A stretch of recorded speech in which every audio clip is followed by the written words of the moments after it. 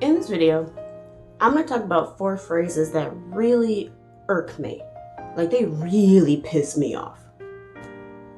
These 4 phrases that I'm going to talk about, they embody generational trauma. So if you are a person of color, at least that grew up in the millennial generation, you'll likely think these phrases are pretty familiar. The first one I'm going to talk about is learning to be God-fearing. Black people have a history of faith.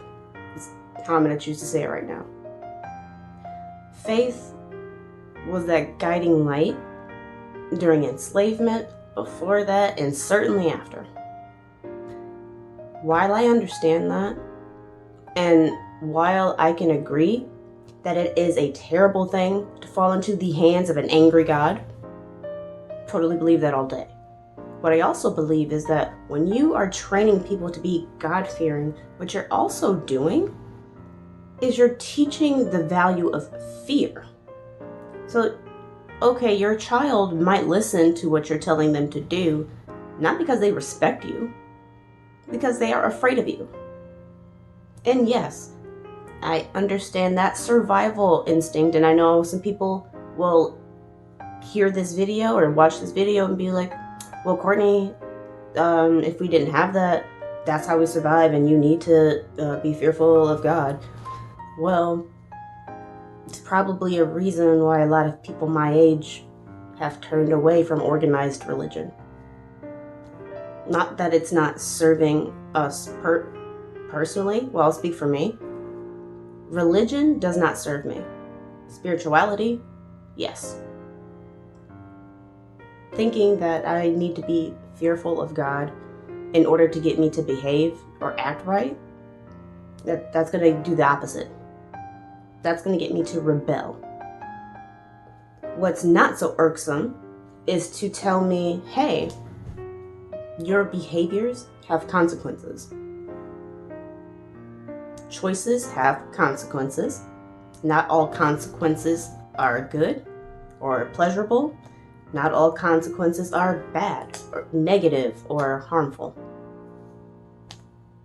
It is what it is. The second one I'm going to talk about, what happens in the home stays in the home. This one is really dangerous, and it pisses me off. The reason that it pisses me off is because it creates a culture, again, of fear, and it also creates a very abusive culture. So if you are a father abusing your child, a mother abusing your child, a sibling abusing a sibling, so on, and so on, to say what goes on in the home stays in the home is protecting the person that is abusing someone else. Look at this whole R. Kelly situation. A lot of times Black people said we need to take care of our own. However, what you're really saying is, I'm going to take care of the person that's more powerful because I want the connection to that power. And when you go outside of that, you're actually messing things up for me. No, thank you. You can keep that.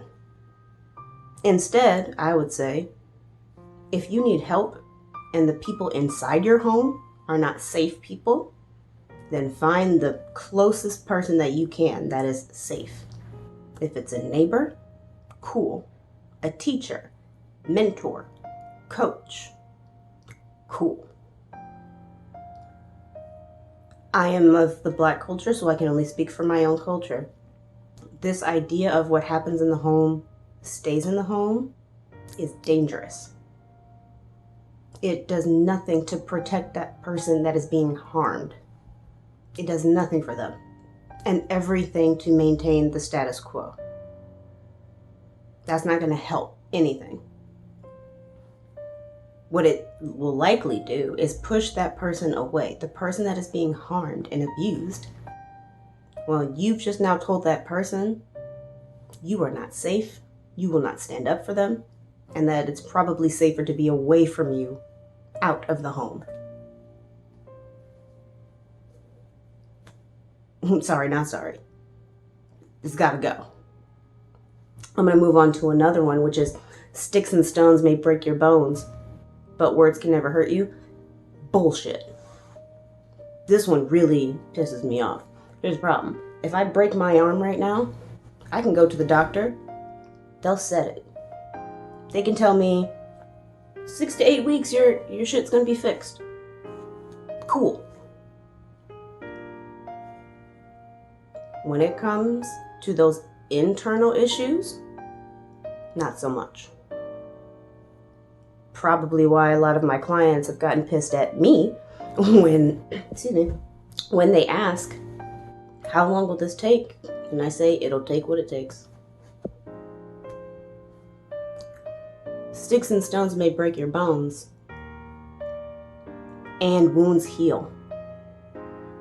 You can see them. You get more sympathy.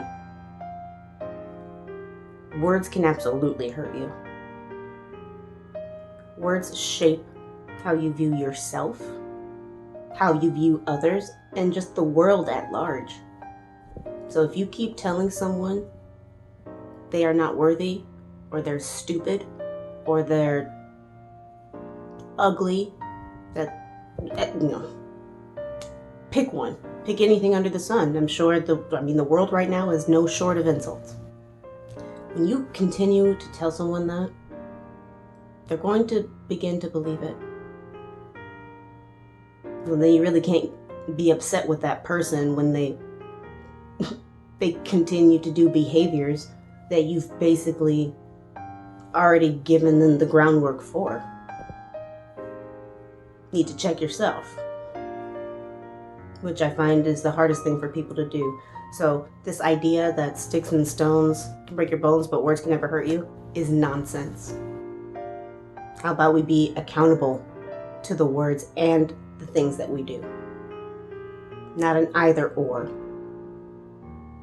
Use an and. Sticks and stones can break your bones, and words can absolutely hurt you. The last phrase I want to talk about is, well, when I was trying it, my mother would be like, who do you think I am, Boo Boo the Fool? For the life of me, I still can. Who is Boo Boo? Who is Boo Boo? If you can tell me who Boo Boo the Fool is, I'm telling you, we will be friends for life. I still do not know who this fool is. But obviously my mother thought that I thought she was him, which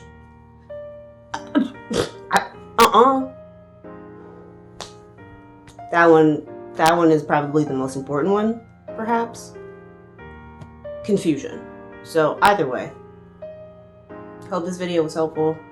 I'm sure there will be other ones that highlight this idea of generational trauma. And to sweep that all into one, generational trauma are these wounds that are passed down from line to line to line. So while all of these phrases that I have used today may have been really beneficial at some time, they also cause a lot of damage. Hope this was helpful. Leave a comment, like, follow, whatever you need to do. But no matter what, peace and love.